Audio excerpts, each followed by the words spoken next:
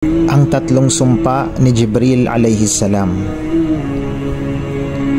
Mga kapatid sa Islam, nais kong ibahagi ang isang mahalagang hadith na naganap nang umakyat ang propeta Muhammad sallallahu alaihi wasallam sa mimbar.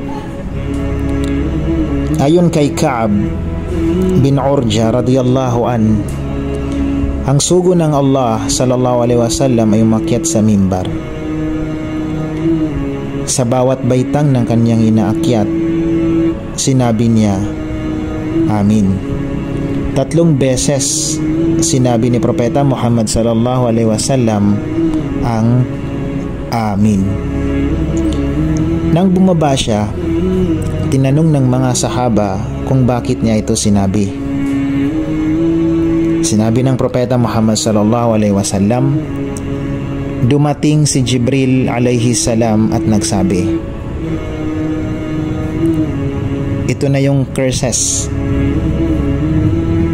or sumpa ni Jibril alayhi salam. Una, malayo sa awa ng Allah ang taong umabot sa Ramadan ngunit hindi siya napatawad. Ito ay isang napakalaking pagkatalo. Ang Ramadan ay isang buwan ng awa at pagpapatawad. Ngunit paano kung hindi natin ito sineryoso? Pangalawang sumpa ni Jibril alayhi salam, kanyang sinabi, malayo sa awa ng Allah ang taong narinig ang pangalan ng propeta sallallahu alaihi wasallam ngunit hindi bumati ng salawat sa kanya. Hindi niya sinabi ang sallallahu alaihi wasallam o Allahumma salli ala Muhammad. Ang pagpapadala ng salawat sa propeta sallallahu alaihi wasallam ay isang paraan upang mapalapit sa Allah. Ngunit marami ang hindi ito ginagawa. Ang pangatlong sumpa ni Jibril alayhi salam, kanyang sinabi, malayo sa awa ng Allah ang taong inabutan ng katandaan ng kanyang mga magulang o isa sa kanila, ngunit hindi ito naging daan upang siya ay makapasok sa Jannah.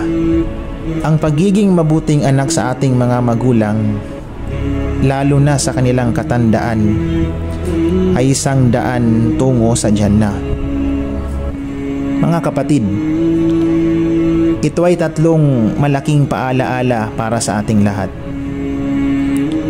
Gamitin natin ang Ramadan upang mapatawad ng Allah.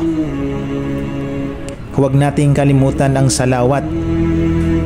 Pagsabi ng sallallahu alaihi wasallam o Allahumma salli ala Muhammad, kapag banggitin o marinig natin ang pangalan ni Propeta Muhammad sallallahu alaihi wasallam, at patuloy tayong maglingkod sa ating mga magulang.